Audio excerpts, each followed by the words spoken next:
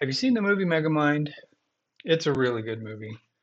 And it actually doesn't have a whole lot to do with this video other than the image of the guy with the massive, massive head.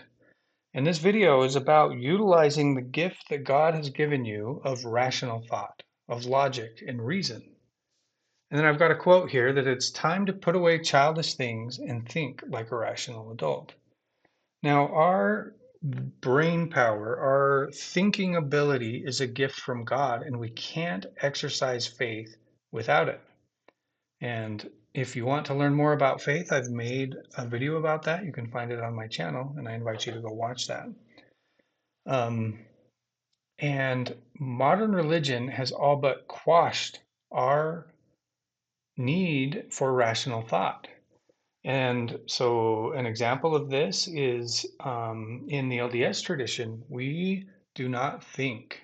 When we have two contradicting ideas, we don't think. We just think, well, that's not yet been revealed, or I don't understand that, and maybe the Lord will reveal that through his prophet someday, but it's not been revealed, or I don't need to worry about what's going on because the prophet hasn't warned me about anything recently. And all I have to do is follow the prophet and I don't have to think anymore. Now, I'll give another example. I mean, this is literally, and I speak from experience, but I'll give another example from the LDS faith of when I was all in, I based that on what I called and what they call within the church a testimony. And I based my testimony on the promise of the Book of Mormon, which is that if you read it and you pray about it with real intent, that he will manifest the truthfulness of it to you through the power of the Holy Ghost. And now, so I took up this promise and I fasted and I prayed and I studied and I did. I received an answer about the Book of Mormon.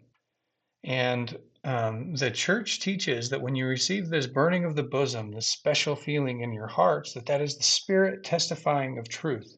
And we base our entire worldview on this feeling. But a rational person would say, well, when else have I felt this feeling? When else have I felt the Holy Ghost testifying of truth? Now I can tell you, I felt the exact same feeling, this burning of the bosom, this special feeling in my heart, this peaceful, easy feeling in my heart at the end of Toy Story 4.